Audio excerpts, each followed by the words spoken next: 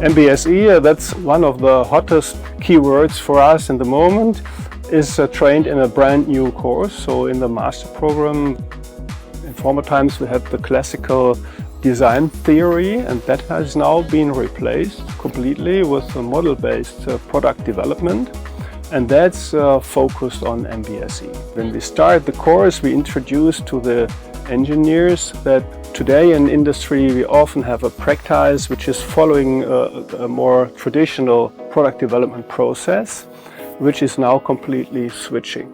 The product development process nowadays is strongly focused on drawings and 3D modeling and stuff like that. And in future we will be much more focused on CAE, so on the simulation side.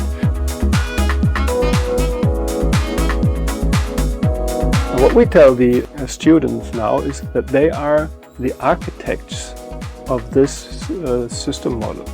So they have to understand how it is composed, and they have to be used to the models from different domains. So it's not only mechanical engineering what they have to deal with, but also electrical engineering and also software.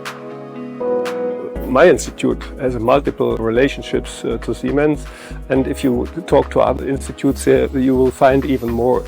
Here we are at the Center for Wind Power Drives, and for example we are working together with Siemens very closely to develop wind turbines. Another link is a link via software. So we are using NX in our CAD courses. They are visited by 1,400 students, and all of them have a full NX installation available for their work. 2030, 30% of a car will be software, and mechanics is 40%, just to have the idea. That's a very strong change, and the students have to be prepared for that, and they have to be able to not only work with mechanics but also electrics, mechatronics, that's already old stuff, but now a big portion of software is coming into the game, and we need a development tool what covers all the domains. And who is going to work with that tool? That will be the engineers of the future.